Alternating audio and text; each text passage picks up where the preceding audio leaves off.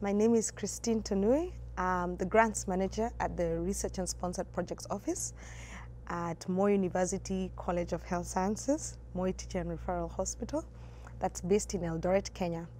My presentation today is on Grant Closeout, and Grant Closeout is an important process regardless of which stage of your project you are in.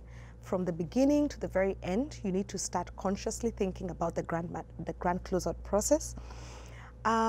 Regardless of if you're requesting for a no-cost extension, the project is coming to an end completely, or you're doing a reapplication. So why is it important? It is important because it's a very critical compliance stage. And especially when you look at it in the sense of thinking of the adverse audits that can come out of the findings from the closeout process, you need to be sure that you have a proper grant closeout process. Make sure that you develop a good communication strategy between the project staff and the closeout staff in your office or sponsored projects, and also ensure that you have a good alert system. It should be early.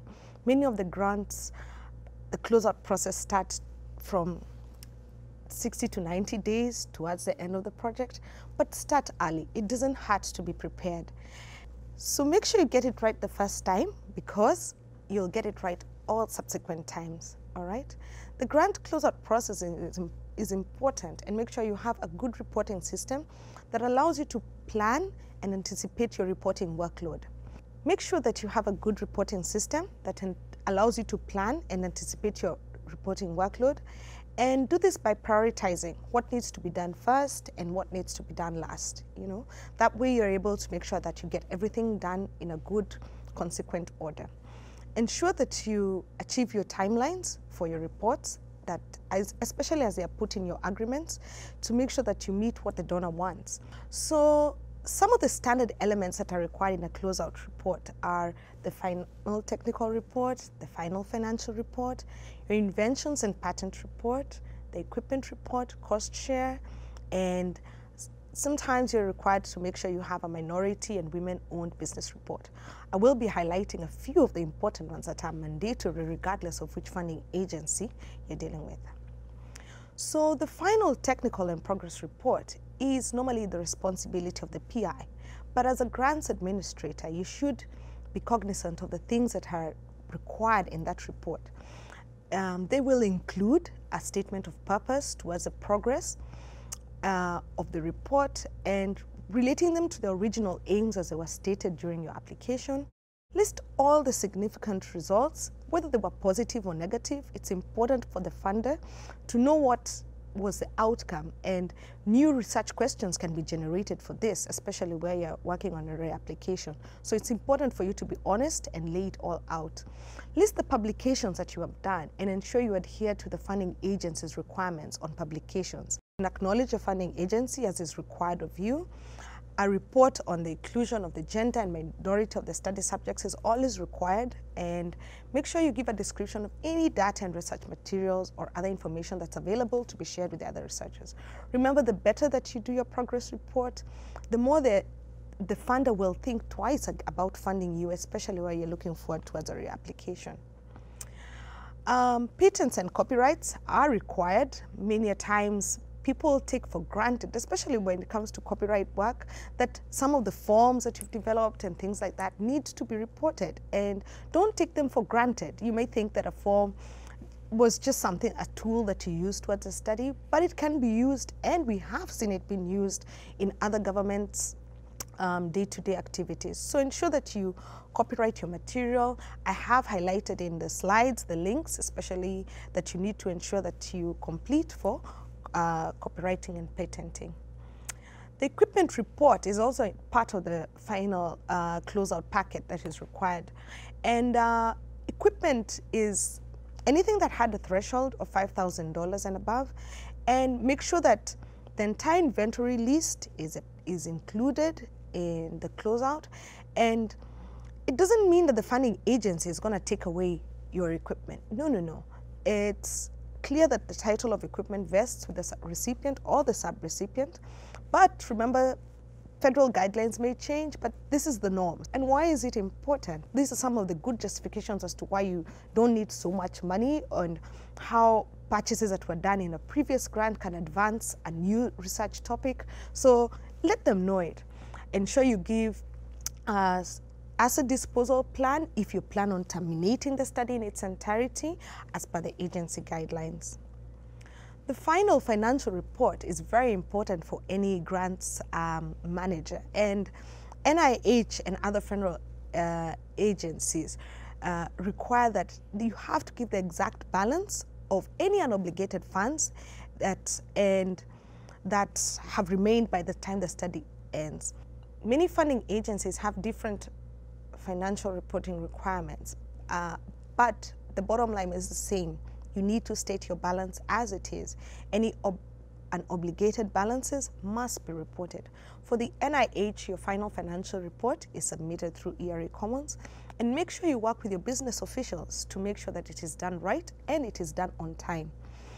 For other funding agencies, ensure that you submit your financials as per the instructions from the agency. So, make sure you develop a checklist, and I have highlighted some of the key things to ensure as you start your early planning for your closeout. Ensure you take into consideration all encumbrances or commitments that you have. It is imperative that you inform your financial team where you know that they're going to be last-minute closeout meetings with the team, so that the financial team can encumber that money or commit it before they prepare their final report. It is important that you look at the termination of personnel and any contracts that are in place. Look at your asset disposition, especially where you're terminating the study in totality. How are these assets going to be disposed of, or how are they going to be transferred to new studies? Discuss with the PI with regards to no-cost extensions. Are they planning to apply for one? And if they need to apply for one, start it early. So make sure you meet with the financial team to ensure that your balances are either at zero, or if there are any balances, you reconcile them month to month. This is so important because you can be able to take into account any costs that may have been forgotten for any reason, and if you do it early, then you're able to make sure that these are correctly posted and they're captured within the financial accounts of that project. And this is key, so that if there are any refunds to the donor, they're done properly and in the right amounts, and you don't have to keep going back and forth and saying that, oh, I gave you in excess, or oh, I gave you an under amount, so that your balances to the donor are done right. Subcontractor closeout is important. Many people take it for granted, but remember, as a prime, you're responsible for the activities of your subcontract. So you need to make sure that your subcontractor goes through the same process that you're going through in the closeout process. Be aware of the stipulated closeout periods. As I mentioned, it normally is between 60 and 90 days, but start early. It started a year towards the close of the project. It doesn't hurt. Start thinking about it and ensure you complete all required forms. It is rather embarrassing to send a report, a closeout package to a donor, and you've left out a particular form. So make sure that all the forms are completed appropriately, and even where it's not applicable, do not leave it as a blank right there, not applicable. During the closeout process, you should be aware of long-term storage of project documents. Many institutions have their requirements on the time period for storage, and you need to take this into account. Take the longest period so that you're in compliance with what your government requires and the donor requirements, all right? I'd like to highlight two issues that are normally of concern, which is the human resource component. It's important before a project ends to make sure that you meet with the PI and determine which staff will be staying on board and which staff need to be terminated. You'll find for most projects, as we enter into the last year of the grant, things are beginning to slow down, and you don't need to wait for the last date of the project to terminate the staff. You can't start terminating them early if they're not required. So it's important to make sure you use your HR rules and procedures to make sure that the terminations are smooth. If there are activities that other projects that they may go into, that's great. Don't lose the expertise and the resources that you've built with training this staff. Try and transition them into new projects. But if there's none, make sure that you terminate them appropriately, because the federal government, many of them will not cover for costs that may arise if the personnel complain or they take you to court. So you need to make sure that you get the process done right. Okay. And for procurement, it's also important to determine what, as we mentioned, if there are any encumbrances that need to be done during the closeout period, make sure that they're captured, especially when it comes to workshop meetings. Sometimes we tend to forget that you need to plan for a last-minute meeting and put all the travel or all the supplies that need to be in there for this meeting, so make sure that they're done. Another thing is that some supplies may have been ordered in advance and the closeout and the grant is about to end, and these still haven't come in. Make sure you meet with the PI to determine if these goods are still required. If they're not required, cancel out those contracts. So when the grant expires, ensure that all orders have been completely honored, and where they're not required, ensure you terminate them. So I hope that my talk was beneficial and that you'll get your grant closeout process right.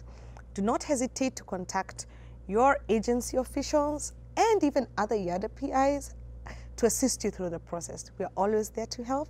Thank you very much, and ensure you get your grant closeout process done right.